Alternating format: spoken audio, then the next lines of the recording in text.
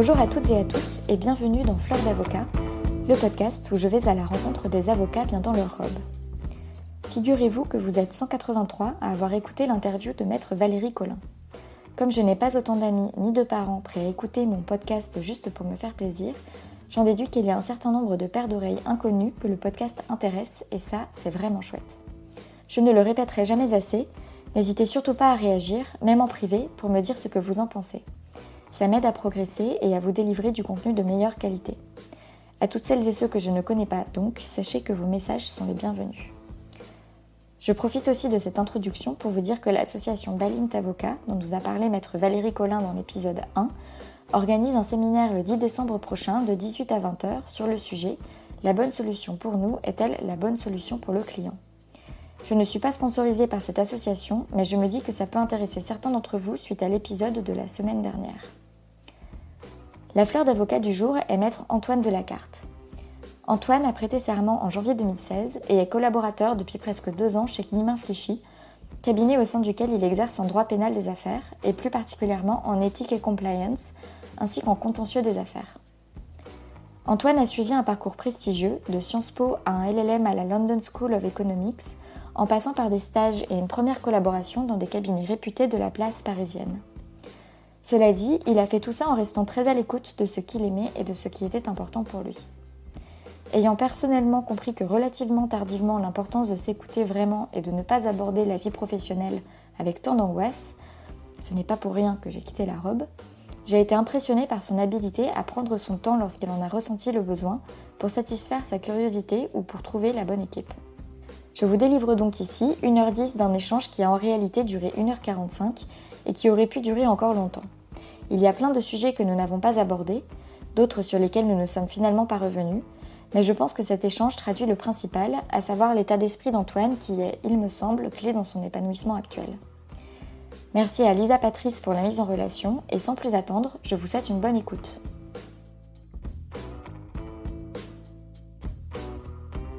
Bonjour Antoine Delacarte. Bonjour. Merci d'être mon invité sur Fleur d'avocat. Ça me fait plaisir. Alors Antoine, nous allons revenir sur ton parcours. Et ma première question sera, quand tu as fini le lycée, est-ce que tu avais en tête d'être avocat ? Pas du tout. Quand j'ai fini le lycée, j'avais surtout en tête que je ne savais pas ce que je voulais faire. Et donc j'ai fait des études qui permettent de ne pas savoir ce qu'on va faire, à savoir Sciences Po. Donc j'ai fait Sciences Po comme je pense beaucoup de gens de Sciences Po, même s'ils ne l'avoueront pas. C'est des gens qui font Sciences Po sans savoir ce qu'ils vont faire après. Moi, même c'était vraiment très clair dans mon esprit. J'ai fait Sciences Po pour acheter 3 ans pour réfléchir. Et ça a marché ? Et ça a marché, ouais. Ouais. Ça s'est passé comment, Sciences Po ? Alors, Sciences Po, ça a un peu changé depuis, mais c'est un cursus en 5 ans assez classique, avec une licence et un master, même si ça ne s'appelle pas forcément comme ça, où on fait les 2 premières années à Paris ou sur un campus en province si on a une spécialité géographique, et on étudie à peu près toutes les matières qui forment ce qu'on appelle les humanités, ou que Sciences Po appelle les humanités, donc ça va être l'histoire, le droit, l'économie, la sociologie, etc. Et en 3e année, et je pense que c'est la spécificité de Sciences Po dans le paysage universitaire, on est obligé d'aller 1 an à l'étranger, soit dans une université, soit pour un stage. Voilà, moi je voulais parler anglais et je voulais qu'il y ait du soleil, tout simplement. Et du coup j'ai vu que j'ai habité à Prague pendant longtemps, le froid je connais, je voulais du soleil, et donc du coup je suis parti à la Nouvelle-Orléans pendant 1 an dans une université qui s'appelle Tulane University, qui est assez peu connue, et j'ai passé 1 an là-bas dans l'école de business. Au fond, je m'en fichais complètement d'être dans une école de business ou pas. Tout ce que je voulais, c'était parler anglais, être au soleil et surtout être dans une ville, parce qu'il y a beaucoup d'échanges avec les États-Unis où vous êtes dans des campus perdus dans la campagne, etc. Moi, je voulais vraiment être à l'intérieur d'une ville et avoir une vraie expérience culturelle américaine. Alors, c'était pas du tout une expérience culturelle américaine dans le sens où la Nouvelle-Orléans c'est complètement à part aux États-Unis. Mais donc j'ai vécu une expérience vraiment très belle pendant 1 an. Ouais. Et du coup, tu termines cette année où tu as écouté plein de musique. Ouais. Business School, tu découvres la culture de la Nouvelle-Orléans, à défaut de la culture américaine. Ouais. Et est-ce que c'est un moment à Sciences Po où il faut faire un choix sur après ou... Absolument. En fin de 3e année, on vous demande de choisir un peu votre spécialité. Et là, ça s'était quand même un peu clarifié dans mon esprit. Je savais que je ne voulais pas faire du business. J'avais fait de la... Qu'est-ce qui t'avait déplu dans le business ? J'ai fait quelques... Enfin, pas quelques cours. La plupart de mes cours dans la School of Business, c'est vraiment, il n'y en a aucun qui m'a attiré, et la mentalité, enfin pas la mentalité, plus l'objectif des études de business qui est finalement de faire prospérer les entreprises en soi me paraissait pas intellectuellement satisfaisant pour moi. C'était pas, je suis pas un bon commercial, j'ai pas cette fibre qui est de développer un business.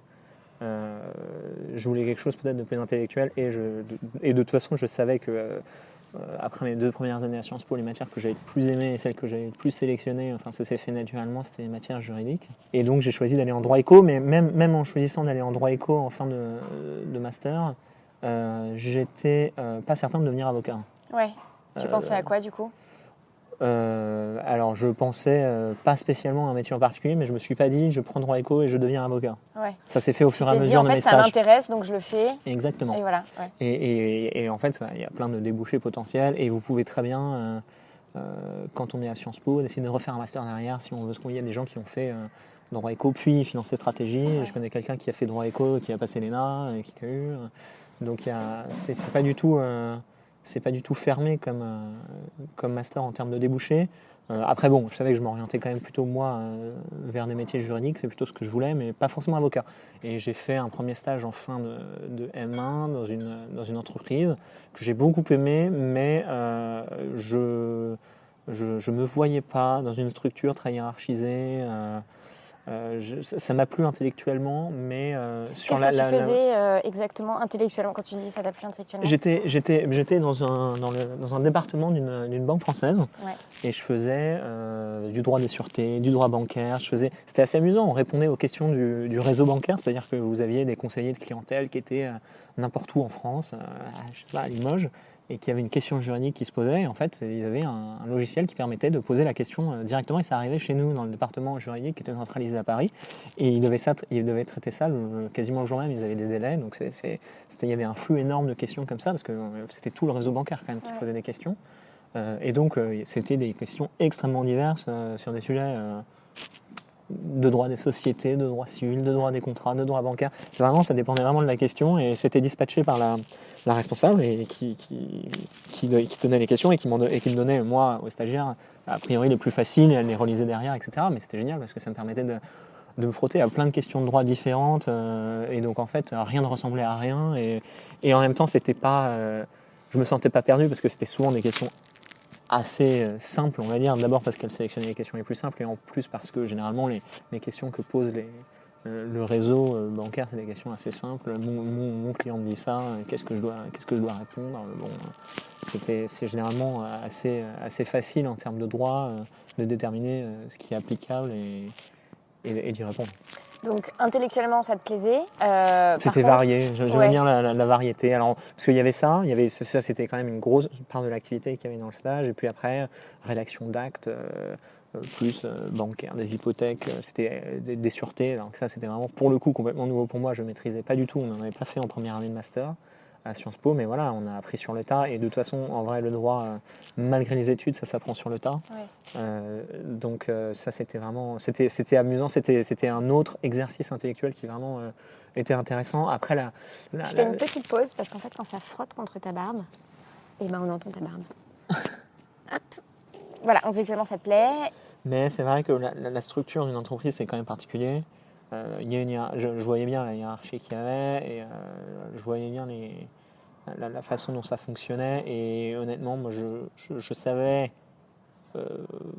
un peu implicitement, même si je ne le formulais pas encore de manière claire, que j'avais envie d'être plutôt indépendant dans mon travail et d'avoir un circuit hiérarchique aussi court que possible. Comment est-ce que tu as matérialisé ça dans ton esprit ? C'est très difficile à dire, je pense que c'était inconscient, c'est inconscient en moi, et c'est en étant dans une situation justement, même dans une entreprise avec une structure très organisée, très efficace, etc., que je me suis rendu compte que ça ne me plaisait pas, mais là c'est vraiment quelque chose de spontané qu'on ressent, et je me suis dit... Ça crée de la frustration ? Non, pas spécialement, mais c'est juste parce que quand on est stagiaire, on n'est pas frustré parce qu'on sait que ça ne va pas durer longtemps, mais je me suis dit vraiment que je ne me projetais pas dans cette façon d'exercer mon métier de juriste, parce que finalement avocat ou juriste en entreprise, on est juriste, donc mais c'est pas, je ne me voyais pas, je me projetais pas dans ce que je voyais, dans la façon dont ça fonctionnait, même si je trouvais très efficace et parfois impressionnant, hein, parce que les juristes maîtrisaient leur dossier et leurs droits parfois plus que beaucoup d'avocats que j'ai vus par la suite, parce que ils traitaient vraiment des questions qui étaient souvent assez spécialisées, dans des matières assez spécialisées. Ils avaient des réponses quasiment automatiques parce qu'ils avaient fait une doctrine interne à force d'avoir les mêmes questions, les mêmes scénarios que moi je voyais pour la première fois, mais que eux voyaient pour la 10e fois. Ils étaient hyper rodés, hyper rapides. Moi, j'étais impressionné par la rapidité du traitement des questions juridiques qu'ils avaient et de la rédaction des actes. C'est beaucoup plus lent au cabinet, sans doute aussi parce qu'on est responsable, mais aussi sans doute parce que on a peut-être moins de flux que des juristes d'entreprise. Ouais, moi, c'est le retour que j'ai de mes amis qui sont en entreprise. Ils me disent c'est à la fois le même métier parce qu'on travaille le droit, mais on ne travaille pas du tout de la même manière parce qu'il faut qu'on délivre. Nous, nos clients, c'est en interne et ils ont besoin de la réponse tout de suite. Voilà. Et quand vous êtes par ailleurs pas responsable personnellement, vous êtes plus enclin à appuyer sur le bouton envoyer, quoi. Ouais. Donc ce stage, tu en sors en disant voilà, c'était bien, j'ai appris plein de choses, Exactement. mais je me projette pas là-dedans. Voilà. T'enchaînes sur une deuxième année de master. Deuxième année de master où là je me suis spécialisé dans le contentieux et l'arbitrage. J'avais une petite veine à l'époque, déjà un droit international. Intellectuellement ça me plaisait, je ne savais pas si ça allait déboucher sur quelque chose, mais ça me plaisait. Et le contentieux économique et arbitrage, il y a un aspect un peu plus droit international que droit des affaires corporate, qui est une autre spécialité du M2 à Sciences Po. Et donc j'ai fait mon année où j'ai fait notamment beaucoup de matières liées à la procédure, etc.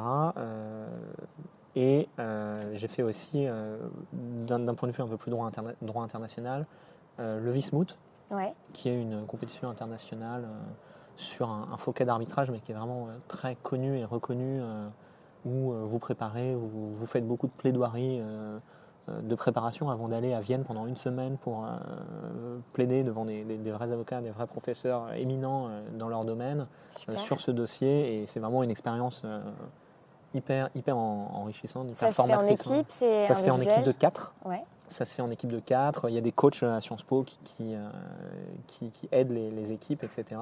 Nous, on était une des premières années à y aller. Mais depuis, ça s'est énormément professionnalisé à Sciences Po et je sais qu'ils ont eu des résultats qui étaient vraiment excellents après nous. Et toi, du coup, la sélection, ça s'était passé comment ? Je ne me souviens plus exactement comment ça s'était passé, mais ça s'était bien passé parce que j'y avais participé et on était en fait, non, on n'était pas 4, on était plus, on était 5 ou 6, mais il n'y en a que 4 qui plaident en fait. Okay. Mais on peut être plus parce qu'il faut aussi qu'on rédige des mémoires en demande, en défense. L'organisation vous assigne des universités contre lesquelles vous êtes, donc vous devez faire mémoire contre les mémoires. Donc on était contre une université indienne, une université, donc c'est assez amusant. Et comment ça s'était passé ce travail d'équipe justement dans la rédaction des actes, la répartition des rôles de chacun ? Très bonne question. On s'était d'abord mis d'accord, si je me souviens bien, sur les différentes thématiques qu'on allait aborder. On avait fait nos recherches sur le dossier et voir quels étaient les angles d'attaque, purement juridique, comment on rédigerait des conclusions. Et une fois qu'on avait posé nos arguments et notre structure, on se l'était réparti, je pense. Ouais, par partie. Par partie, parfois 2 par partie. Mais c'était comme ça que ça s'était fait. Sachant qu'on avait beaucoup de travail en master tous, c'était vraiment assez intense. Et on se réunissait à la bibliothèque de Sciences Po, on louait une petite salle à part qui est dans la bibliothèque et on se mettait autour de la table et on fignolait la chose ensemble et on essayait de l'envoyer dans les délais. Ouais, on essayait. Ouais. Non, je crois qu'on l'a envoyé dans les délais. Je crois que c'était bon, mais c'était short. C'était short. C'était short.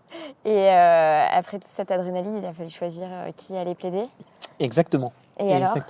Alors ça a été compliqué. Parce que sur les 6, il y en a un qui avait dit qu'il ne voulait pas plaider. Ça a été très sage de sa part, mais même si ce n'était pas un mauvais plaideur. Et on était 5 à vouloir plaider. Et il y en a vraiment une qui n'est pas assez forte pour plaider. Mais peut-être que c'est nous qui avons été faibles. Peut-être que c'est notre coach qui ne s'est pas assez imposé. On l'a fait plaider quasiment jusqu'à Vienne, dans toutes les moods de préparation. Et à Vienne, elle devait plaider, mais on essayait de la convaincre qu'il fallait pas. Enfin, on voulait pas la forcer à ne pas plaider. On pensait qu'elle allait se rendre compte. Et non. Et donc, du coup, il y a eu, je crois, la veille de la plaidoirie, C'est marrant qu'on parle de ça parce que ça a été le grand psychodrame. La veille de notre plaidoirie, une réunion au sommet avec le coach, etc., où on a dû négocier avec elle le fait qu'elle ne plaide pas. Et la négociation, c'était, si je me souviens bien, tu ne plaides pas au premier tour parce qu'il y a plusieurs tours. Mais si on passe le tour, tu plaideras le tour d'après. Sous-entendu, on se fait harakiri le tour d'après, mais au moins on a une chance au premier tour. Et elle a dit ok, et on n'est pas passé on était vraiment pas loin de passer au premier tour, mais on n'est pas passé, donc elle a pas plaidé. Et du coup, toi, plus personnellement dans cette expérience, comment tu as vécu le truc, comment tu as vécu la plaidoirie Alors c'était génial. Alors ce qui était amusant déjà, c'est que c'est vraiment très variable. Déjà dans les pré-moods, ça se voit. Il y a le premier pré-mood, j'ai été très bon, très bon. C'est subjectif, hein, mais franchement, j'étais satisfait de ma plaidoirie. Et les deux d'après, pas du tout. Toi, en l'occurrence, dans cette plaidoirie, dans ces 2 plaidoiries qui ont suivi la première, qu'est-ce que... Alors dans la première, je crois que c'était à Milan. Je crois que il y a un des arbitres, parce que c'était des faux arbitres qui étaient le tribunal, qui vraiment est allé me chercher sur des points de détail. Et à la fin, j'étais un peu énervé parce qu'il me posait 3 fois la même question. Donc forcément, voilà, il faut jamais perdre ses moyens, etc. Et voilà, j'étais encore un peu sanguin à l'époque. En tout cas, j'avais moins de self-control que j'en ai pu en avoir. Mais ça m'a appris à avoir surtout poker face. Après Milan, je savais qu'il fallait être poker face, même si on n'avait absolument pas la réponse à la question. Donc voilà, Milan, il m'a vraiment déstabilisé. Et alors, j'en ai fait un autre, donc c'était à Paris, au sein d'un cabinet d'avocats. Et alors là, c'est parce qu'il y a un des arbitres, c'était très bizarre, mais il faisait des blagues aux autres arbitres pendant les plaidoiries. Et alors c'était super déstabilisant parce que ça vous interrompait, mais c'était pas vraiment une question. Et donc là, j'étais énervé, mais pas sur ma plaidoirie, pas sur les questions ou quoi que ce soit, mais parce que je trouvais que c'était inadmissible ce qu'il faisait. Et en plus, je sais pas pourquoi, je trouvais pas que ma plaidoirie était bonne ce jour-là, donc je n'étais pas content par rapport à moi-même. Je me demandais ce qu'il faisait en face, et du coup, ça me saoulait juste d'être là, et donc c'était pas été une franche réussite. Enfin, j'en avais fait 2 ce jour-là. Il y en a une qui était vraiment mauvaise, une qui était normale, passable.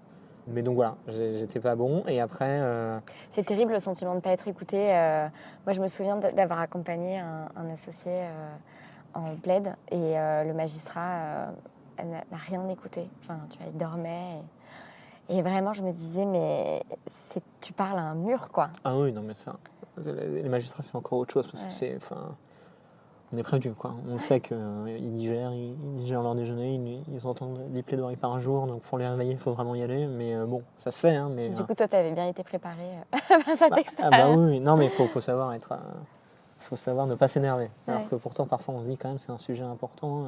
Et le magistrat, on a l'impression qu'il est en train de somnoler. C'est vrai que parfois, c'est frustrant. Après, voilà, moi, je me mets un peu à la place des magistrats. Effectivement, si j'entendais 10 plaidoiries par jour, j'en aurais marre de chez marre. Mais voilà, il faut essayer de le passionner. Et pour essayer de le passionner, il faut annoncer que ça va être court. Quand on dit que ça va être court, généralement, ils écoutent un peu plus. C'est ma technique. Donc, technique que tu as commencé à exercer dans le cadre de ce moot. Donc, ça t'a vachement plu. Ouais, ça m'a vachement plu. Et voilà, et pour venir, là, on avait fait un dernier pré-mood, je sais plus où, et là, j'étais assez bon. Ou même, non, c'était la plaidoirie à Vienne, où j'ai été bon. J'étais content parce que du coup j'arrivais avec certaines appréhensions et ça s'était vraiment super bien passé. J'avais juste bugué sur une question, effectivement, donc on peut pas se permettre de bugger sur une question au moot, et donc voilà, j'avais pas eu la note maximale, mais j'avais quand même été vraiment bien. Mais donc je suis quand même sorti assez content parce que c'était la plus importante et c'était une de mes plus réussies, donc ça c'était vraiment gratifiant. T'es ressorti de là avec le sourire et l'envie d'en faire plus. L'envie d'en faire plus, oui et non, parce que c'était la fin de mes études et les moots, on en fait quand on est étudiant, donc je savais que j'aurais pas trop l'occasion d'en refaire. Et honnêtement, c'est une énorme débauche d'énergie sur une longue période, donc faire un mood, c'est vraiment, au début on se rend pas compte, hein, très engageant. Donc par exemple, je sais qu'à l'EFB, ils reproposaient le Wismoot, etc. Et non, mais d'abord parce qu'il fallait qu'il y en ait d'autres, cette expérience, je l'avais déjà eue. Et deuxièmement parce que c'était une montagne de travail et que en plus quand vous êtes à l'EFB, le Wismoot il est pendant votre stage final, donc là ça devient carrément quasi ingérable pour faire quelque chose que j'avais déjà fait, donc je me voyais pas le faire, donc je n'ai pas candidaté, je trouvais que c'était pas à moi de le faire. En tout cas, en faire plus de la prise de parole en public et de la plaidoirie. Ça très certainement. D'ailleurs c'était déjà un peu un peu clair dans ma tête quand j'ai choisi contentieux économique et arbitrage comme spécialité, mais après le Wismut, où il n'y avait plus trop de doute que quand je pratiquerai, il y aurait de la plaidoirie. Oui. Et donc tu termines ton master 2, que tu as donc conclu avec ce MOOC qui t'a donné beaucoup d'énergie, mais qui a été une super expérience. Vraiment génial. Je et là, recommande à tout le monde. vraiment, Si vous pouvez faire un MOOC, faites-le. Ouais. C'est honnêtement le cours entre guillemets le plus intéressant que j'ai eu cette année-là. Et le plus formateur. Comment ça s'est passé après ce master 2 ? Alors après ce master 2, en fait, on était obligé de faire un stage de fin d'études. Donc j'ai fait un stage au sein d'un cabinet qui s'appelle Mayer Brown en arbitrage, du coup, logiquement, puisque le thème du Wismut, c'est une plaidoirie en arbitrage. J'avais fait pas mal d'arbitrage pendant mon master 2. Et donc là, j'ai fait de l'arbitrage, notamment j'ai fait de l'arbitrage d'investissement, qui est un cas très particulier d'arbitrage qui concerne des entreprises contre des États sur des dossiers d'expropriation, de traitement inéquitable, qui est très critiqué aujourd'hui, mais qui est vraiment intellectuellement extrêmement intéressant parce que c'est de l'arbitrage et en même temps du droit international public. J'avais adoré ça à la fac. Droit des investissements internationaux. On avait une matière là-dedans avec TD et tout, et c'était super. C'est vrai qu'intellectuellement parlant, c'était super intéressant. En plus, on avait du droit local parce qu'il y avait des procédures pénales localement, etc. Donc, j'ai fait aussi un peu d'arbitrage commercial, mais quand même moins. Et donc voilà, pendant 2 mois et demi, 3 mois, j'ai fait ça. J'ai trouvé ça vraiment intéressant. Et comment ça s'est passé Et alors, l'ambiance avec l'équipe était vraiment géniale. C'était une petite équipe. Il y avait un stagiaire avec moi qui était beaucoup plus senior, et 2 collaboratrices, un collaborateur senior qui était d'origine colombienne, et l'associé, il n'y en avait qu'un seul, qui est franco-libanais, qui était absolument génial. Et on était dans un tout petit... Il y avait juste un open space et 3 bureaux, mais on était tous collés sur une sorte de plateau. Et du coup, vraiment, il y avait une super ambiance d'équipe. C'était génial. Intellectuellement, c'était super intéressant. Donc vraiment, j'ai adoré ce stage. Je suis parti emballé en me disant l'arbitrage, c'est trop bien.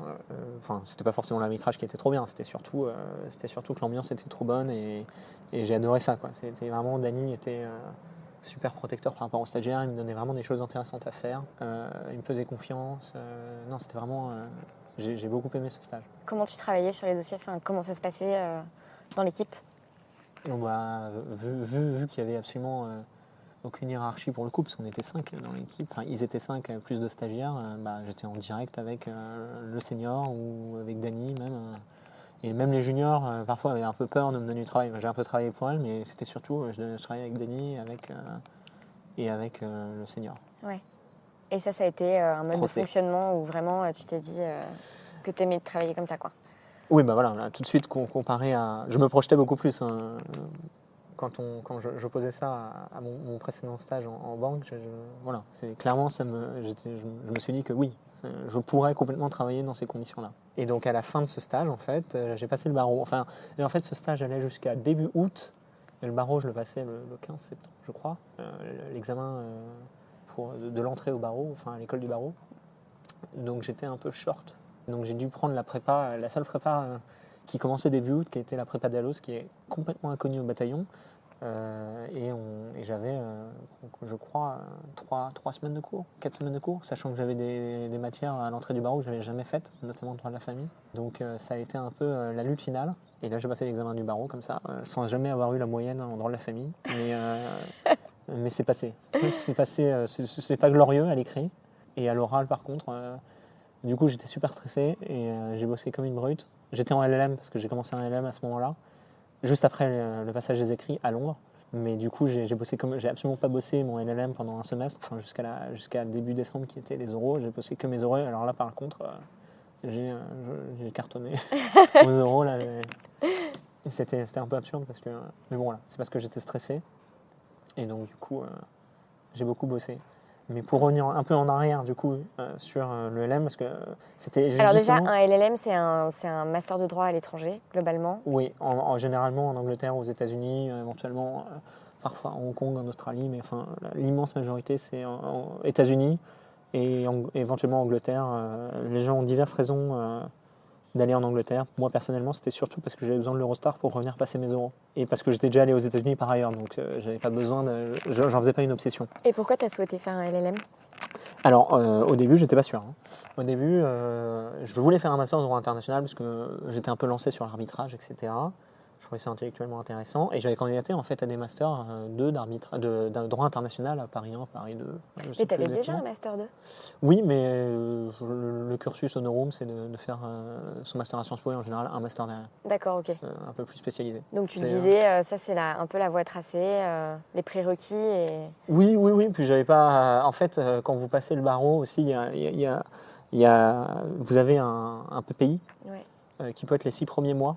Et donc, en fait, les 6 mois d'avant, théoriquement, vous pouvez ne rien avoir. Donc, en fait, c'est logique de caler un Master 2 par rapport au cursus de l'école de formation du barreau. Ça ne vous fait pas perdre un an de faire un Master 2. Et moi, de toute façon, je savais que j'aimais bien le droit international, donc je me suis à peine posé la question. C'était juste évident par rapport au timing, par rapport à la chronologie. Ça ne me faisait pas perdre de temps, c'était quelque chose qui m'intéressait. Donc, c'est allé tout seul, sans même que je me pose la question. Par contre, la question, c'est quel Master ? Et donc, en fait, de droit international, j'ai candidaté dans des masters de droit international à Paris 1 et 2, j'en ai eu un.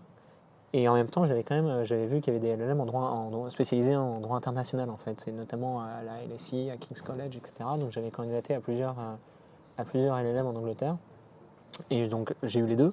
Le LLM à la LSI et le Master 2 de droit international à Paris. Et là, je me suis dit, bon, certes, le LLM est plus cher, hein, mais en même temps, quitte à faire du droit international, autant le faire en anglais. Ça m'apportera une plus-value par rapport à un Master 2 de droit international normal. Et donc, j'ai décidé d'aller à la LSI. Voilà. Et c'était cool la LSI? Et vraiment, c'était génial. Vraiment, c'était génial. Alors, j'ai pas eu, je pense, exactement la même expérience que les autres étudiants français, parce que la plupart avaient déjà leur barreau. Donc moi, dans les 6 premiers mois, j'étais en train de travailler comme un dingue, ce qu'ils comprenaient pas trop, parce que eux, la façon dont la scolarité marche, elle permet quand même de se la couler assez douce, en tout cas pour le premier semestre. Et moi, je travaillais comme une brute pour le barreau. Et ensuite, c'est vrai que les étudiants français découvraient un peu la méthode anglaise et américaine, qui est beaucoup plus socratique que la méthode française, mais moi, je l'avais vu à la Nouvelle-Orléans, donc ça ne me surprenait pas plus que ça. Et donc, je n'ai pas abordé l'année complètement comme les autres. Et au début, après, un peu moins, mais au début, je traînais beaucoup avec des internationaux avant que... D'autres internationaux, on va dire. Parce que de toute façon, dans ces LLM, il y a très peu d'anglais ou d'américains. C'est un master qui est essentiellement pour les étrangers ou que les anglais ou les américains font après plusieurs années de pratique. Et pourquoi t'as adoré? Et j'ai adoré parce que c'était super intéressant. La LSI, c'est vraiment génial. Londres, c'est top. Enfin, c'était un tout. L'ambiance était vraiment super bonne. Il y a eu un vrai esprit de corps dans le LLM. Ça a vraiment bien marché. C'est vraiment des très bons amis pour la vie dans ce LLM. Et c'était intellectuellement extrêmement stimulant parce que sur des problématiques, on avait quand même des visions extrêmement différentes selon les étudiants, d'où ils venaient, etc. Moi, en plus, je faisais pas mal de droit international, et de droit comparé nécessairement. Et donc, on voyait des problématiques qui semblaient évidentes aux Français. Beaucoup d'étudiants français qui disaient, bah voilà, tes problématiques, on répond comme ça, point final. Et ils se rendaient compte qu'il y a d'autres pays, déjà qui réfléchissaient pas pareil, qui réfléchissaient en faisant plusieurs hypothèses, et en disant, voilà, il y a plusieurs solutions potentielles en fait, et voilà, il n'y a pas de solution préétablie comme les Français peuvent l'avoir en droit. En droit, c'est une question, une réponse. Ouais. Et voilà. Et il y a beaucoup de pays qui réfléchissent pas comme ça. Donc ça déjà, c'était assez intéressant. Mais le LLM, c'est un tout. Je pense que plus que le knowledge juridique que vous y apprenez, c'est l'expérience et la façon de réfléchir qui apporte vraiment quelque chose. Et le niveau d'anglais, bien sûr, juridique, qui est super utile en cabinet. Là, je le vois, hein, quand dans mon cabinet, je suis un des meilleurs en anglais et c'est les associés qui me demandent de relire leurs emails parfois. Bon, ils sont quand même bons en anglais, hein, mais parfois on les rédige à deux, ils me demandent mon avis et ça compte, quoi, parce que... Bah, c'est une plus-value de savoir que... Voilà, et on a c'est beaucoup bien, de clients anglais. Ouais. Voilà, c'est aussi ça. Là. Si vous êtes dans un cabinet franco-français qui fait une spécialité de droit qui est très française, par exemple le droit routier, je pense que voilà, ils n'ont pas du tout besoin de faire de LLM. Alors là, si vous voulez faire du droit routier, vraiment ne faites pas de LLM. Si vous voulez faire des matières, droit international ou même droit des affaires, qui impliquent d'avoir des clients internationaux, oui, c'est juste incontournable. Donc tu termines la LSI, qui était donc ton PPI. Tu avais déjà fait donc en même temps la partie cours du barreau. Et il te restait à faire ton stage final? En fait, j'ai fini mon LLM. J'ai eu quelques vacances enfin. Qu'est-ce que tu as fait pendant tes vacances? Je suis allé en Italie 3 semaines. Ça, c'était génial. Je suis allé en Grèce 2 semaines. Sur une petite île qui s'appelle Patmos, que je recommande, mais n'en parlez pas parce que c'est un secret bien gardé. Et après, j'ai fait un road trip dans les Balkans pendant 3 semaines. Ok. Bah, Donc voilà, j'en ai bien profité. Et là, j'ai fait les cours jusqu'à fin décembre. Et en janvier, j'ai commencé mon stage final qui était en arbitrage, du coup, chez Gide, qui est un grand cabinet international où j'ai vraiment appris beaucoup de choses. Hein. J'ai beaucoup aimé ce stage. Comment ça se passait? Alors, équipe beaucoup plus grosse que chez Meyer Brown. Donc, en fait, je faisais la même chose, mais pas de la même façon, parce que vraiment, c'est une équipe qui est vraiment une des plus grosses du marché. Ils sont très forts, les dossiers sont vraiment très intéressants. J'ai aussi fait pas mal d'arbitrage d'investissement, parce que ils avaient compris que j'en avais déjà fait. J'avais eu des cours en plus à LLSI sur le sujet, donc vraiment, je commençais à être très fort. Donc j'ai été pas mal impliqué sur des arbitrages d'investissement, mais j'ai fait aussi pas mal d'arbitrages commerciaux. Et alors, la façon dont ça marchait, c'était un peu plus. J'avais peut-être moins de latitude. C'était un peu plus, vu que le département était plus gros et que Gide, c'est quand même un cabinet d'avocats qui est assez organisé, qui est assez institutionnel. Il y avait quand même un peu plus de pesanteur hiérarchique, mais c'était quand même, je trouvais, assez formateur sur ce qu'on me donnait à faire. Même si, à mon avis, c'était pas non plus le format que je cherchais pour ma pratique, etc. J'ai quand même bien aimé mon stage. Qu'est-ce qu'on te demandait exactement? Alors, on me demandait essentiellement des recherches, des notes sur les recherches. Donc, je faisais beaucoup d'analyses juridiques, des mémos qui allaient être, pour faire simple, réutilisés dans des conclusions ou dans des présentations, dans des analyses qui allaient être présentées aux clients sur des litiges potentiels. Donc c'est vrai que j'étais pas en front comme on me le laissait l'être chez Meyer Brown, où je rédigeais des petits morceaux de conclusions ou de dossiers. Là, ça a dû arriver chez Gide, ça a dû arriver 1 ou 2 fois sur des petits passages anecdotiques parce qu'ils me faisaient confiance, mais c'est vrai que c'était pas la marque de fabrique. Et par ailleurs, j'avais quasiment aucune relation avec les associés. Mais voilà, c'était la philosophie. Ils considéraient qu'on apprenait très bien aussi avec des seniors ou des juniors, ce qui n'était pas faux. Hein. Après, je n'étais pas en contact avec le client, par exemple. Et alors, ça t'a manqué, ça? Honnêtement, non, parce qu'en arbitrage, il y a peu de dossiers, les clients sont très loin. Même eux, même les juniors ou les seniors, c'est rare qu'ils voient les clients. Donc, se plaindre en tant que stagiaire, c'est un peu un choix aussi dans la spécialité que... Oui, on peut les voir de temps en temps et ça arrive, mais c'est quand même, c'est pas comme en pénal ou en contentieux où là c'est complètement normal de voir des clients et ça fait partie de la formation en arbitrage. La rareté des dossiers, le fait que les clients sont généralement même pas en France, fait que c'est quand même rare. Donc moi j'en faisais pas. Il y en a qui peut se plaindre de ça. Hein. Moi je considérais que c'était pas leur faute en fait. Mais au-delà d'être une histoire de faute ou pas, est-ce que tu t'es dit quand même, moi, pour ma pratique, je préférais plus ci ou plus ça, ou qu'est-ce que tu en as retiré par rapport à tes souhaits? Non. Moi, en fait, ma mentalité quand j'étais dans ce stage final, c'est de retirer le plus possible avec ce qu'on me donnait. Donc, j'avais pas une approche très critique où je voulais absolument voir des clients, où je voulais absolument rédiger des conclusions. Je me suis dit, je fais tout bien, j'apprends à fond. Et c'est vrai qu'à la fin... j'étais très bon dans ce dans quoi on me sollicitait. Voilà. Je suis devenu vraiment très rigoureux dans mes recherches.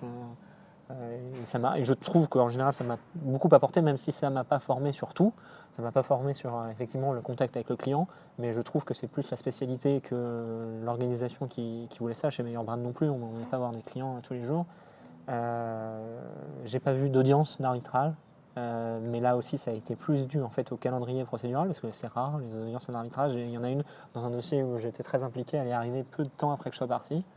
Donc voilà, c'était pas parce qu'ils n'ont pas voulu, c'est là aussi la spécialité très particulière de l'arbitrage qui voulait ça. Qu'est-ce que j'ai pas eu encore? Oui, j'ai pas beaucoup rédigé, j'ai un peu rédigé, mais pas beaucoup. Mais voilà, j'ai décidé de faire contre mauvaise fortune mon cœur et de faire à fond ce qu'on demandait. Je sais qu'il y a un autre stagiaire qui l'a très mal vécu. Et qui a très vite dit qu'il du coup il voulait pas faire d'arbitrage, qu'il voulait pas rester, etc. Et qui était peut-être un peu moins impliqué Mais enfin, c'était tout à son honneur, il savait ce qu'il voulait faire. Donc voilà. Et donc du coup, il a fait du contentieux et il adore ça aujourd'hui. Et ça l'a orienté, quoi.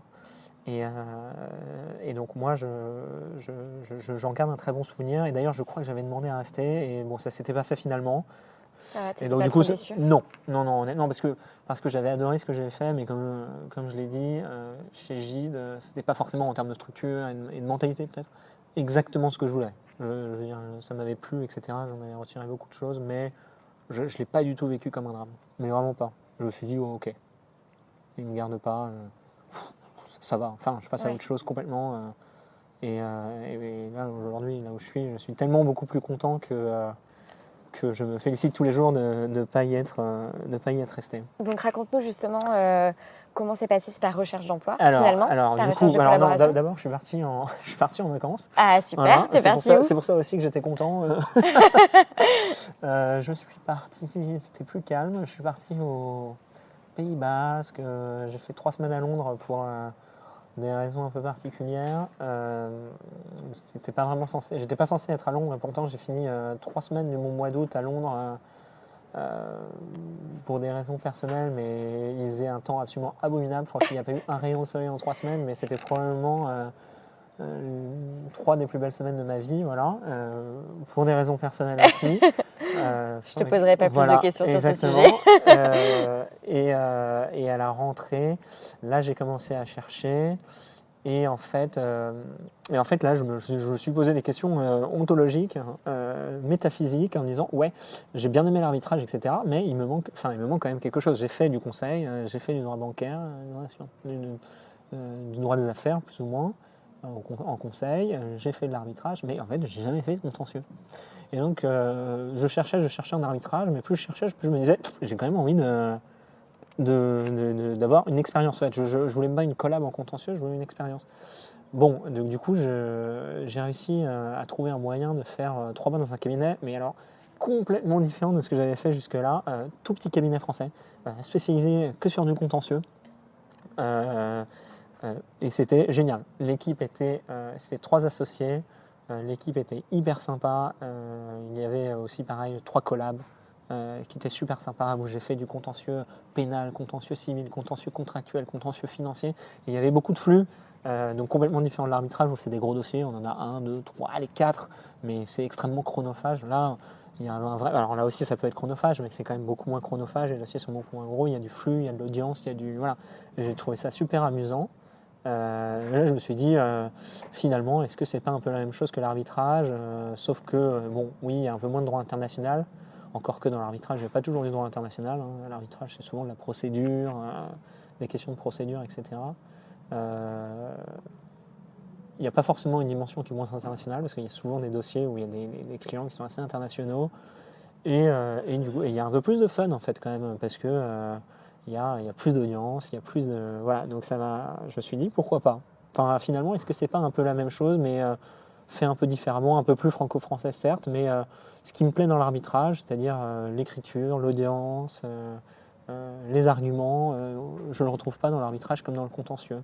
Et là, je me suis dit, oui, finalement, l'arbitrage comme le contentieux, les deux, ça me plaît, en fait, parce que ce que j'aime dans l'arbitrage, je le retrouve dans le contentieux, et ce que j'aime dans le contentieux, il est dans l'arbitrage, donc voilà, et je me vois bien faire du contentieux aussi. Dont acte, je cherchais en contentieux arbitrage. Et là, j'ai une amie qui m'a appelé en disant, on cherche désespérément dans mon département, dans mon cabinet, qui était un grand cabinet anglo-américain, quelqu'un. Je lui ai dit, ah bon, ok. Au début, j'allais commencer ce stage en contentieux. J'ai dit, ouais, mais trop tôt, là, je ne sais pas si j'ai envie de faire du contentieux. Puis 2 mois et demi passent, et elle me rappelle en disant, on a vraiment besoin. C'est hyper fort de ta part d'avoir résisté à cet appel. Enfin... Ouais, je savais pas. Je savais pas si je voulais faire du contentieux. Donc, ouais, je n'allais pas dire oui sans savoir. Enfin, c'est une projection que je fais, mais moi, par exemple, j'étais pas embauchée, mais elle me disait, candidat, je file ton CV, etc. Je suis là, je vais réfléchir, laisse-moi du temps. Ouais. Donc un truc un peu plus, tu vois, ne serait-ce que pérenne et tout. Ouais. Moi, quand j'ai terminé...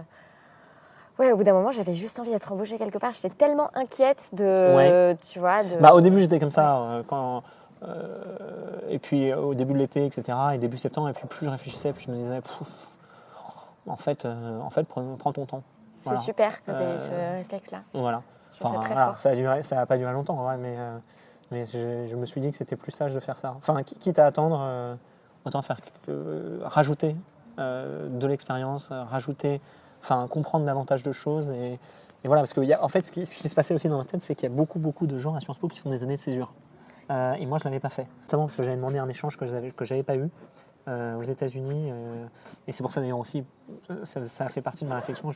On me l'a refusé, j'ai dit, bon, très bien, je ne fais pas de césure et je ferai un LLM.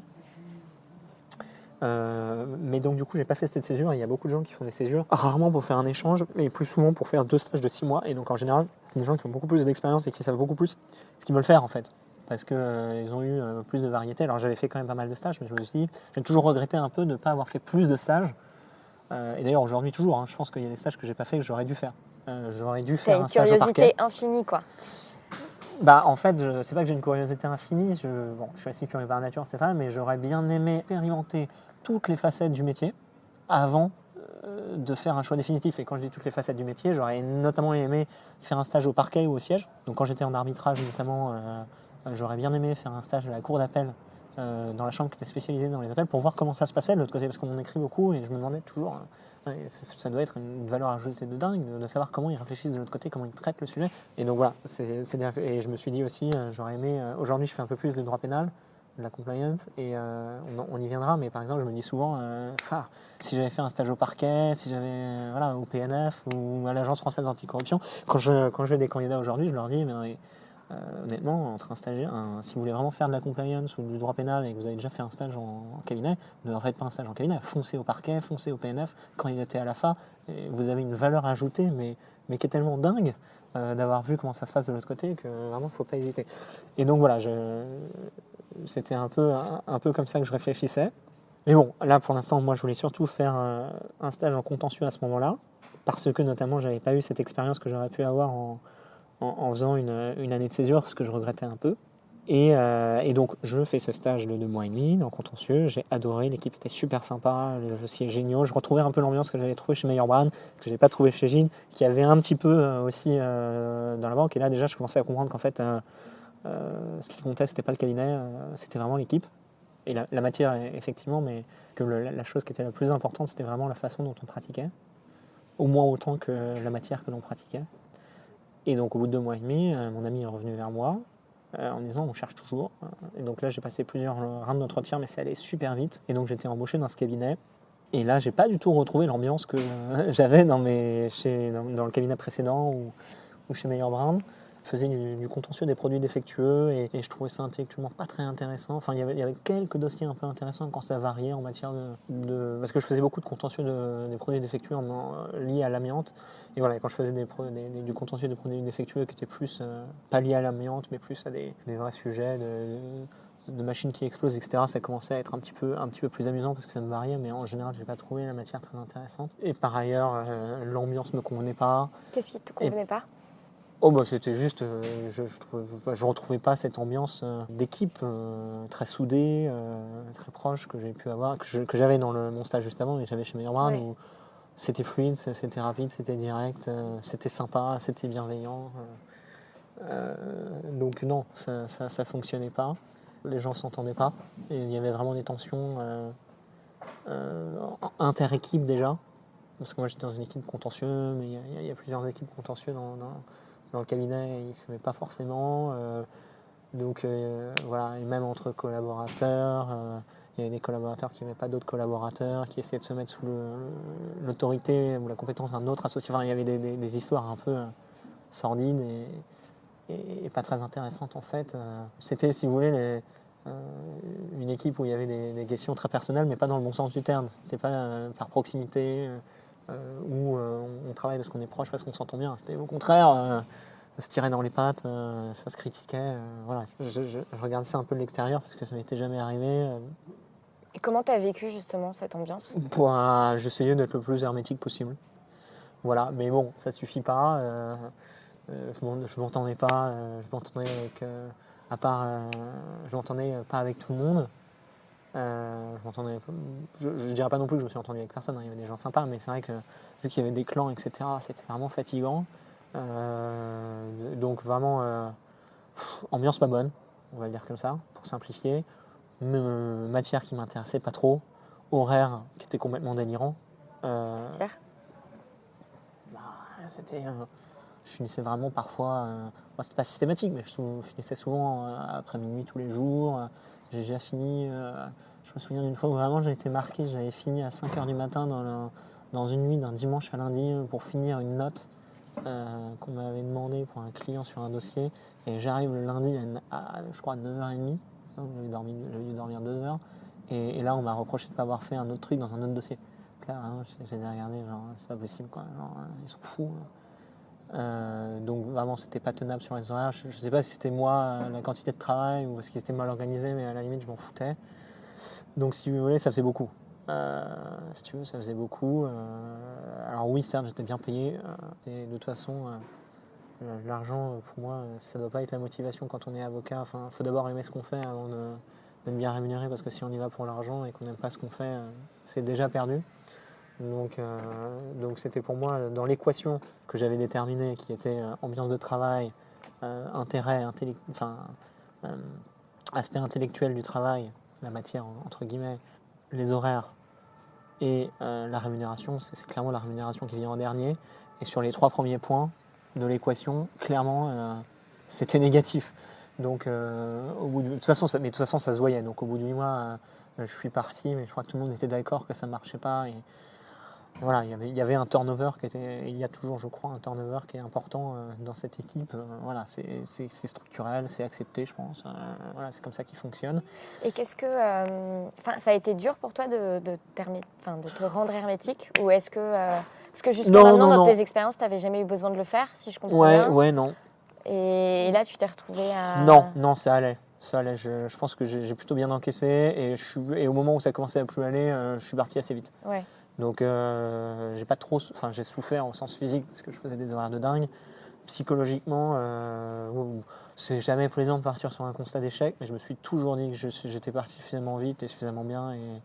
Et comment tu l'as senti que ça commençait à plus bien aller, que vraiment c'était pas sur la bonne pente? Quels ont été les... Oh bah non, mais c'est un tout, ça peut pas se décrire comme ça, hein. C'est vraiment c'est comme le nez au milieu de la figure, comme on le disait. Donc il y a une mauvaise ambiance. Mais tu vois, pour toi, personnellement, le moment où tu t'es dit en fait ça va vraiment pas être possible. Alors ça c'est très clair, c'est quand celle qui était avec moi, qui m'avait dit de venir, elle est partie. Elle est partie 3 mois après que je sois arrivé. Et là, voilà, et ça faisait 2 semaines, 3 semaines avant qu'elle parte, qu'elle me disait c'est pas possible, il faut que je parte, je vais partir, j'en ai marre. Et là, je dis non, c'est toi qui m'as fait venir, pourquoi tu m'as fait venir? Et là, elle m'a dit ouais, je suis désolé. Et elle est partie, et là, forcément, quand elle est partie, je me suis dit bon, ouais. On a eu le temps de discuter, etc. Et c'est vrai que j'avais déjà vu les choses, hein. Je commençais à les voir un peu plus clairement. Et voilà, ça a été un déclic. Et là, à partir de là, ça a été vraiment la pente descendante et rapide, quoi. Et j'ai dû partir, je crois, 2 mois et demi après. Mais justement, après, quand tu parles de pente descendante et rapide... c'est-à-dire qu'il y a toujours quand même au début une phase d'acclimatation où on ne comprend pas trop ce qui se passe. Et on découvre l'environnement, on essaie d'analyser. Donc, et les gens te rencontrent aussi pour la première fois. Donc tout le monde fait bonne figure. Donc avant que ça se décante et que ça se normalise et qu'on se rende compte comment ça marche concrètement, il y a une phase où on ne sait pas trop. Et les gens aussi n'ont pas la même attitude qu'en temps normal parce qu'ils t'apprivoisent, etc. Et ils essayent de donner aussi une bonne impression et de mettre sous le tapis un peu la poussière, quoi. Et puis ils essaient de se maîtriser sur leur comportement. Voilà. Et puis au bout d'un moment, ils s'habituent, on fait partie du décor et ça se normalise. Et tous les traits qui sont un peu... on perçoit, mais on se dit bon, il y a d'autres aspects, etc. Ils se matérialisent beaucoup plus, on les perçoit et on se rend compte que c'est ça la norme en fait, et que voilà, ça va pas, quoi. En fait, oui, je vais finir jusqu'à 1h du matin 3 fois par semaine, quoi. Ouais. Oui, je vais faire tous ces dossiers d'amiante pendant longtemps. Oui, l'ambiance est mauvaise et ça va rester comme ça, et c'est pas juste ponctuel, etc. Voilà. Oui, telle personne est vraiment pas sympa, elle va me pourrir. Donc on s'en rend compte au bout de quand même de 2 mois et demi, 3 mois, et voilà. Et moi, je commençais à me rendre compte, et ça s'est accéléré au moment où elle est partie, justement, parce que pendant 1 semaine avant, ou 2 semaines, on a beaucoup parlé, et après, quand elle est partie, En fait, on se rend beaucoup plus. C'est comme un miroir déformant. Une fois qu'on nous l'a dit, ça devient non seulement plus vrai parce que les gens, on est plus banalisé, et en plus vous avez mis des loupes qui font que vous voyez beaucoup plus les défauts qu'avant. Vous ne saviez pas vraiment si c'était des défauts temporaires, permanents, ou si c'était vraiment des défauts, ou vous les perceviez pas aussi bien. En plus que ça va bien se passer, que c'est juste le temps de s'acclimater. Exactement. Et en fait, non, voilà, parti là vraiment, ça moulinait quoi. Ouais. Ça n'allait pas.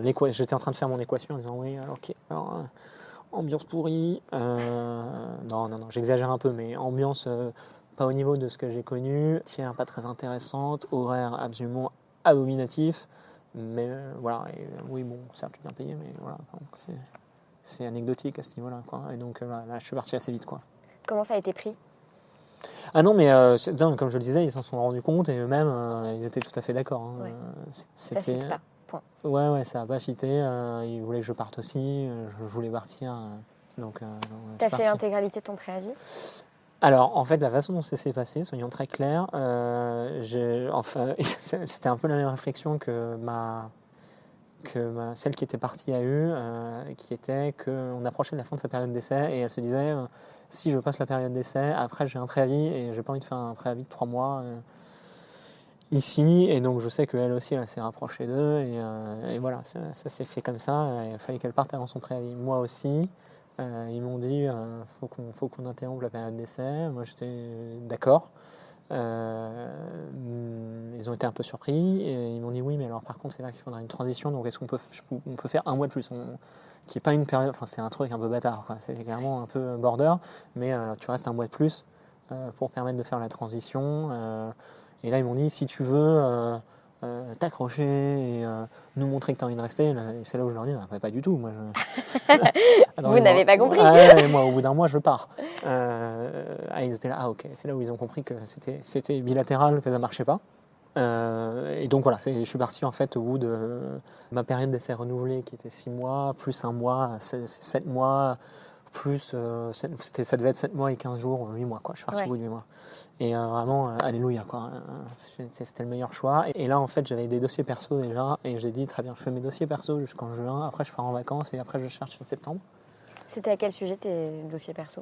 Je faisais des comparutions immédiates. J'avais aussi un dossier civil devant le TJ, un différent actionnaire. C'est super. Ouais, on en reparlera après. Pour un tout début après. d'exercice, on en reparlera après. J'avais aussi, avec justement cette collaboratrice qui était avec moi dans ce cabinet, un dossier où on conseillait un membre d'une fédération sportive sur un projet d'entreprise qu'il avait. Donc on a structuré le truc, on a fait des recherches en propriété intellectuelle, enfin on l'a accompagné de A à Z quoi, pour faire ce projet. J'en avais un ou deux autres que j'oublie. Voilà. Mais oui, j'étais assez déjà entrepreneurial dans l'esprit. Ouais. Je voulais avoir mes dossiers. Et enfin, bon, on peut revenir sur ce sujet après. Comme ça, Et donc là, après, je suis parti en vacances. Quand tu es parti, donc tu t'es dit alléluia et c'est pour le mieux et tout. Est-ce que, je sais pas, est-ce que tu as eu un sentiment de perte de confiance en toi ou de... Non, mais comme je vous disais, c'est jamais très gratifiant de partir sur un constat d'échec. Donc, de ce point de vue-là, c'est vrai que bon, faut encaisser. Mais d'un autre côté, je savais que je voulais partir, je suis parti. C'était aussi un grand soulagement. Ouais. Et il y a beaucoup de gens qui m'ont toujours dit t'es parti sans avoir de collab derrière, etc. Parce qu'il y a vraiment, il y a quand même une sorte de façon de penser chez les avocats qui est quand même assez marquée, où on a un cursus honorum et on le suit, quoi. Et même dans le fait de mettre fin à sa collab, il y a un cursus honorum où il faut avoir trouvé avant de démissionner. Et moi, vraiment pas du tout, quoi. Non, il fallait que je parte, je suis parti et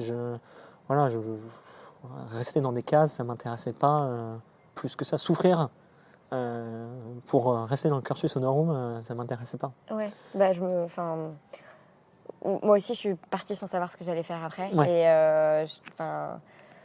au bout d'un moment, je trouve que c'est stérile en fait de rester à un endroit où t'es Bien pas, sûr, t'es pas mais heureux, encore maintenant, c'est dingue. Je vois des gens qui réfléchissent comme ça. Ils disent non, attends, il faut que je parte, que j'ai ma collab, je prépare un mois de vacances au milieu. Je dis non, mais alors là, vous avez tort, tous tort. Partez direct. De toute façon, aujourd'hui, on a l'expérience pour être embauché derrière. Et partez, mais 4 mois. Le seul moyen d'avoir des vacances qui sont vraiment reposantes, c'est entre deux boulots, et de partir 4 mois en Inde. Et voilà. Et donc voilà, moi, c'est ce que j'ai fait. J'ai fait mes dossiers pendant 2 mois. Et après, je suis parti 2 mois en vacances. Et voilà, et je suis revenu en septembre à Paris. Là, j'ai cherché, j'ai trouvé fin octobre, j'ai commencé en janvier. Donc finalement, ça m'a fait un gap de 6 mois, mais bon. Ouais, on s'en fiche du gap, on s'en fiche complètement. J'étais juste plus heureux des hommes. Et quand j'ai des amis qui me disent je change de job, je change de collab, c'est bon, j'ai trouvé, je commence dans 1 mois. Non, j'arrive. Alors là, t'as rien compris. Il fallait prendre 3 mois et demi, 4 mois, commencer à chercher à la fin. Bon. Après voilà, il y a aussi des gens qui ont des prêts, des machins, donc chacun a ses contraintes. Et moi, j'avais pas des contraintes comme ça à ce moment-là. Mais bon, voilà, c'est ma vision des choses. Il faut aussi de prendre sa liberté autant que possible, plutôt que d'essayer de respecter des cursus honorum, comme je le dis. Et comment tu as envisagé du coup quand tu es rentré de voyage? Comment est-ce que tu as envisagé ta nouvelle recherche? Alors c'est très marrant parce que du coup, j'avais fait du contentieux des produits défectueux, qui était encore autre chose, encore quelque chose de nouveau. Je m'étais un peu éloigné un peu de l'arbitrage, mais j'aimais bien le contentieux. Et donc là, j'ai rebelote. Je voulais quand même rester dans le contentieux, parce que je ne sais pas, vu que j'avais eu des bonnes expériences par ailleurs, moi j'avais compris que c'était pas une question de matière, mais que c'était purement une question d'homme. Et donc j'ai envoyé des candidatures partout, en sachant pertinemment que pour moi, ce qui ferait la différence, je voulais prendre mon temps, c'était l'équipe. Et quand j'ai eu plusieurs entretiens, et quand on me disait, voilà, pourquoi vous avez quand même fait un cabinet américain, un cabinet anglo-américain, un cabinet français un peu institutionnel qui est rigide, un autre cabinet français beaucoup plus petit, enfin, qu'est-ce que vous cherchez? Je leur dis non, mais moi, si vous voulez, le côté culture cabinet américain, culture cabinet anglais, culture cabinet français, je m'en fous, mais pour moi, en fait, ça veut rien dire. La seule chose qui compte, c'est vraiment d'avoir une ambiance d'équipe qui est bonne. En fait, je me suis beaucoup plus plu chez Meyer Brand, qui est un cabinet américain. Enfin, ce que j'ai vécu chez Meyer Brand, qui est un cabinet américain, est beaucoup plus proche de ce que j'ai vécu dans mon micro-cabinet français que ce que j'ai vécu dans mon cabinet où je faisais du contentieux des produits défectueux. Donc c'est bien que ça ne veut rien dire en fait. J'avais l'impression d'être dans une équipe qui fonctionnait de la même manière dans mon micro-cabinet français que chez Meyer Brand. Et pourquoi? Parce que c'est direct, il y avait une super ambiance, je m'entendais vachement bien avec eux, la matière était intéressante. Donc voilà, moi que je sois chez Shark & Shark ou que je sois chez Dupont et Dupont, je m'en fiche. Je m'en fiche. Ce qui compte, c'est que ce que je fasse est intéressant et surtout qu'il y ait une super ambiance d'équipe parce que c'est ça qui conditionne ma productivité en fait. Parce que si je hais l'ambiance et que je vais une boule au ventre au boulot en me disant qu'est-ce qui va encore m'arriver aujourd'hui, bah, c'est déjà que c'est perdu quoi. Et moi, c'est toutes mes expériences successives, c'est ça qui a commencé à apparaître en gros et en rouge sur mon plan de carrière, entre guillemets, même si je n'ai pas vraiment de plan de carrière, mais de plan de carrière en tout cas, j'avais pas de plan de carrière précis à ce stade et je voulais surtout pratiquer et accumuler de l'expérience.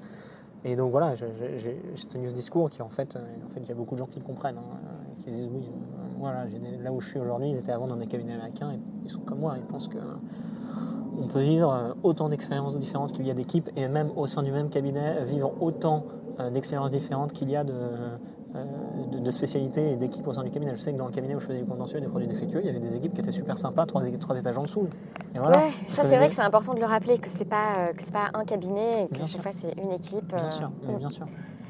Et en fait, chaque équipe au sein d'un cabinet anglo-américain est un cabinet dans le cabinet. Voilà, ouais.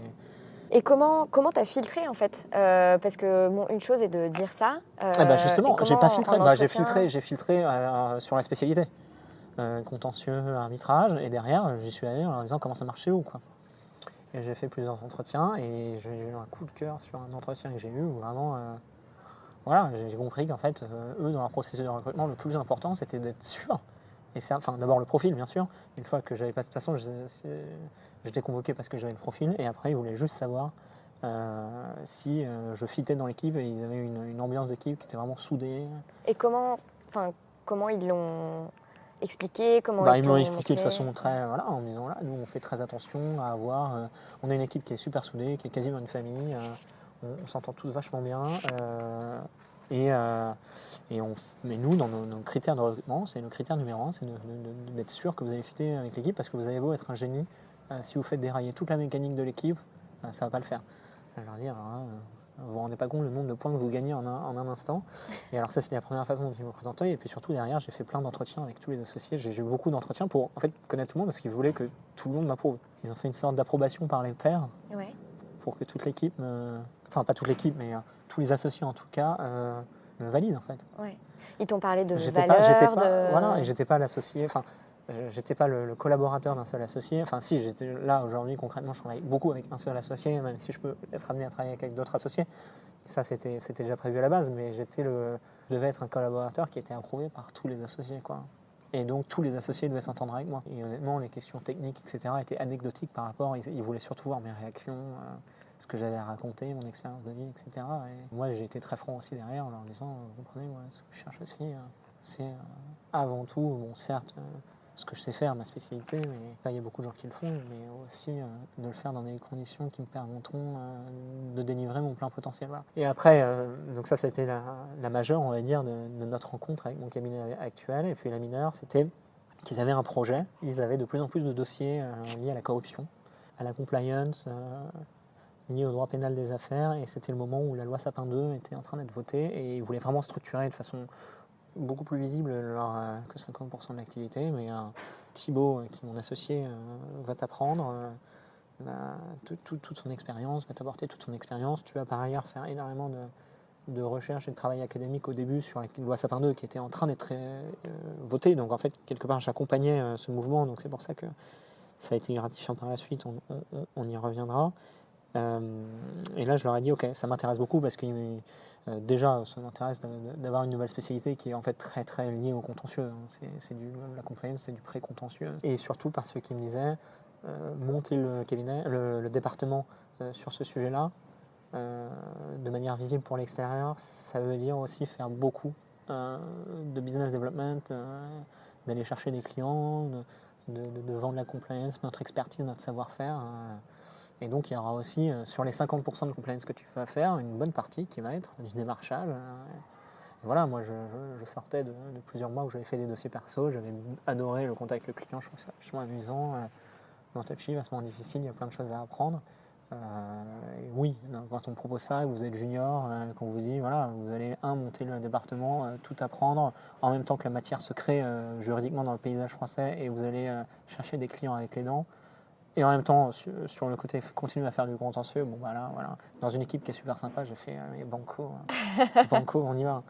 Et voilà, j'ai commencé en janvier. Donc chez Guy Mainflichy. Guy Mainflichy, voilà. Et puis les promesses en entretien se sont révélées. Ah oui, alors là, ils n'ont pas menti. Je suis arrivé dans une équipe vraiment extrêmement soudée, où on s'entend tous hyper bien. Il y a un vrai management de la part des associés, qui est un management où ils se préoccupent de ce qu'on pense, ils se remettent en question quand il y a quelque chose qui ne marche pas, en se demandant d'abord si c'est eux avant que ce soit nous. C'est souvent nous, hein. On ne va pas se mentir, on est jeunes, on fait des erreurs, mais ils se posent la question et ils s'améliorent toujours. Ils sont bienveillants sur les erreurs qu'on puisse faire, ils essayent de nous améliorer vraiment. Parfois ils peuvent s'énerver, hein, mais quand vraiment on fait une énorme erreur, c'est rarissime, ça doit se compter sur les doigts d'une main les fois où j'ai vu ça. Donc vraiment, ça s'est révélé vraiment vrai. Je suis vraiment allé chercher des clients pour aller vendre l'expertise que Thibaut avait et que j'ai acquise, parce que je suis devenu... voilà, j'ai passé au début, vu qu'on avait moins de clients, énormément de temps à me former sur la loi Sapin. J'ai suivi tous les débats parlementaires qui venaient d'avoir lieu. Je suis allé à toutes les formations, j'ai assisté à toute la création de l'Agence française anticorruption, aux premières interventions publiques de Charles Duchesne, qui est son directeur. Voilà, donc je suis le truc comme du lait sur le feu. On a beaucoup de contacts avec des cabinets américains sur le sujet, on échange. Il y a nos clients américains qui ont commencé à nous poser des questions, Ce etc. qui t'a permis de raccrocher avec la partie à la fois intellectuelle et à la fois internationale, tout ce travail de recherche. Ouais. Ah oui, bien sûr. Mais là, en fait, c'est vrai que les 2-3 premiers mois, on avait déjà quelques clients sur le sujet. Ils nous posaient beaucoup de questions sur Sapin 2 quid, et donc là on faisait juste au début des analyses sur ce qu'il faudrait faire, etc. Mais on ne le faisait pas en tant que tel, on leur disait juste ce qu'il faudrait faire, on leur expliquait la loi, quoi. Ça n'était pas extrêmement chronophage, et je passais énormément de temps à faire mes recherches et à commencer à faire du business development, à expliquer justement à d'autres prospects, voilà, c'est quoi la Sapin 2, qu'est-ce qu'ils doivent faire, pourquoi c'est dans leur intérêt de le faire, qu'est-ce qu'ils risquent, etc. C'est vrai que je pense qu'il y a encore plus de gens qui disent qu'ils le font que de gens qui le font vraiment. Et bon, nous, on a réussi quand même à tirer notre épingle du jeu et vraiment non seulement à sensibiliser les clients qu'on avait sur ce sujet-là, et en même temps de gagner de nouveaux clients et Et voilà, c'était super amusant d'aller les chercher, une super expérience de monter le processus intellectuel de comment on a un client, donc voilà, quelle est la stratégie, comment est-ce une fois qu'on a ferré un peu le client, qu'on a son intérêt, en tout cas son attention, sans qu'il forcément il nous confie un quelconque dossier, comment est-ce qu'on lui présente la chose, comment est-ce qu'on lui fait comprendre sa problématique, et une fois qu'éventuellement il a une problématique qui est un peu plus matérielle, comment est-ce qu'on lui vend nos services. Je suis devenu très très fort en PowerPoint, ce qui n'est pas du tout normalement ce que font des avocats, mais parce que voilà, on pitchait vraiment, on a vraiment pitché des sociétés sur ces sujets-là, et c'était voilà, c'est super original, et je continue de faire du contentieux bien sûr, mais notamment, c'est marrant parce que je fais du contentieux. En ce moment, j'ai pas mal de contentieux. On pourra en reparler aussi sur des sujets de compliance, mais c'était fortuit. Et tout ce que j'avais perçu au moment où je suis entré chez Guillemin Flichy, c'est confirmé. C'est-à-dire que quand on refait, on peut refaire l'analyse avec les 4 critères. L'intérêt intellectuel est génial. C'est une matière qui naît, que j'accompagne. Et en même temps, je fais du contentieux. Donc vraiment, c'est à la fois varié, dynamique et intéressant. L'ambiance. Et voilà, je le disais, c'est confirmé, c'est génial, on s'entend tous super bien. Donc là-dessus, je retrouve ce que j'ai aimé dans les meilleurs stages que j'ai eu avant. Et ce qui compte le plus, c'est le fit. Ensuite, sur les horaires de travail, c'est beaucoup plus décent. Eux-mêmes, les associés, ils ont été dans des grands cabinets anglo-saxons, ils ont eu des horaires anglo-saxons, non pas forcément d'ailleurs anglo-saxons. Il y en a qui étaient aussi dans des cabinets français qui avaient des horaires un peu dur, et voilà, ils ont en partie monté leur cabinet sur une réaction à ce mode de vie qui ne leur convenait pas que, mais il y a eu beaucoup de motivation, mais ça a été une de leurs préoccupations, et ils sont vachement en avance en fait, je trouve, sur le monde des avocats, parce que vraiment ils ont cette sensibilité, équilibre vie personnelle, vie professionnelle qui n'existe vraiment, mais quasiment nulle part chez les avocats. Vraiment, quand ils m'ont dit ça pour la première fois, et qu'ils ont d'ailleurs, je crois qu'ils l'ont formalisé un peu sur leur site internet, parce que je leur ai dit, mais c'est un argument de vente dingue, vous vous rendez pas compte. C'est vrai. Donc du coup, vu qu'eux-mêmes ont cette sensibilité, ils l'appliquent pour leurs collaborateurs, voilà, j'ai dû rester jusqu'à minuit, mais 2 fois, et c'était uniquement de ma faute, parce que je n'avais pas avancé sur un sujet, j'avais fait autre chose, etc. J'ai dû revenir une fois un week-end, mais là aussi, c'était complètement de ma faute, donc vraiment... c'est de ce côté-là. Ça fait plaisir d'entendre ça de quelqu'un qui fait du droit pénal des affaires, du contentieux, des matières qui peuvent être vues de l'extérieur comme le type de pratiques dans lesquelles on reste tard, on revient le week-end. Le droit pénal des affaires, je pense un peu moins que corporate par exemple ou M&A, mais oui. Je pense que vraiment, il y a vraiment une question culturelle, hein, parce que j'ai vu vraiment des cas où on me demandait des choses pour demain. Mais que le client ne demandait jamais demain. Hein. Mais c'était juste qu'eux voulaient être particulièrement réactifs par rapport à leurs clients, passer pour des gens extrêmement rapides. Le client, il n'en avait absolument pas besoin, il ne l'a pas lu pendant une semaine, il s'en fichait complètement. Mais du coup, c'est culturel, on se met soi-même des deadlines complètement dingues, et du coup, on fait des horaires complètement fous, pour rien. Mais vraiment pour rien. Genre, c'est culturel. Et ça, chez Guillemin Flichy, ça n'arrive pas? Non, vraiment pas. Et puis non, mais le message en plus c'est catastrophique quand vous faites ça, parce que votre collab il voit très bien à un moment qu'on lui demande quelque chose qui, enfin parfois c'est le cas, hein, parfois c'est urgent et le client le demande de façon urgente, mais parfois c'est pas le cas. Vraiment, j'ai eu des cas où on m'a demandé pour demain parce que dans nos valeurs il faut être ultra réactif. Donc moi je veux bien être ultra réactif dans les valeurs, mais si ultra réactif ça veut dire en fait synonyme, ça veut dire rester jusqu'à 3h du matin tous les jours, ça n'a pas de sens, quoi. Surtout quand le client ne demande pas d'être réactif à ce point-là et ne demande pas à ce que leur collab reste jusqu'à 3h du matin. Donc c'est vraiment les collaborateurs qui voient ça, ils disent mais c'est fou, quoi. Enfin, c'est une névrose en fait. Hein. Et c'est clair que chez Guillemin Flichy on n'a pas cette culture, et heureusement, et sinon j'y serais plus. Donc. Et tu parlais tout à l'heure de quand vous faites passer des recrutements, enfin des entretiens pour des recrutements, que tu cherches, vous cherchez, toi aussi, en fait, à checker le fit. Comment, je ne sais pas, est-ce que vous avez... Et c'est quasiment en fait la seule chose qu'on essaie de checker, parce qu'on sélectionne déjà les CV, donc les profils ils sont déjà validés en fait. Ouais. On va pas les juger sur est-ce que c'est mieux d'avoir fait un master à Dauphine de droit des affaires ou un master à la Sorbonne de droit des affaires. C'est pas... voilà, une fois c'est pas la question. Et s'ils ont fait un master qu'on trouve nul, ils ne sont pas convoqués. Donc s'ils sont convoqués, c'est déjà qu'ils ont le profil pour être pris. Je ne devrais pas le dire parce que du coup tout le monde va nous anticiper. Mais le vrai test, c'est de voir si il est sympa, si on s'entendra bien avec lui, si on peut avoir confiance en lui. Et comment vous testez ça, la confiance? C'est super dur. En fait, il faut essayer d'avoir une discussion. Et essayer de les faire parler d'eux, de voir si c'est des gens équilibrés, qui sont bien dans leur basket, qui perdent pas leurs moyens. Alors après, on peut perdre ses moyens, ça peut être légitime, mais voir si c'est juste, parce qu'on est stressé. C'est justement, moi je pense que le plus important, justement, pour éviter cet écueil de la personne qui perd ses moyens alors qu'elle est très sympa, c'est de les mettre en confiance tout de suite et de dire non, on n'est pas là pour vous exploser, on n'est pas là pour vous tester, on n'est pas là pour faire un quiz sur vos connaissances dans les affaires. Ici, on est très informel, on veut vous connaître, on veut comprendre comment vous marchez, on veut savoir qui vous êtes. Donc, respirez un bon coup, dites-nous, parlez-nous de votre parcours, après on vous parlera de nous, on verra si ça match et si effectivement ce que vous voulez faire, on peut vous l'offrir, et puis après on discute. Et voilà, et on essaie en fait, moi j'essaie de les détendre. À partir du moment où ils sont plus détendus, on peut voir vraiment derrière l'apparence qu'ils essayent de donner, ce qu'ils ont vraiment dans le ventre. Alors là, c'est le drame. L'enregistrement des 10 dernières minutes est défectueux.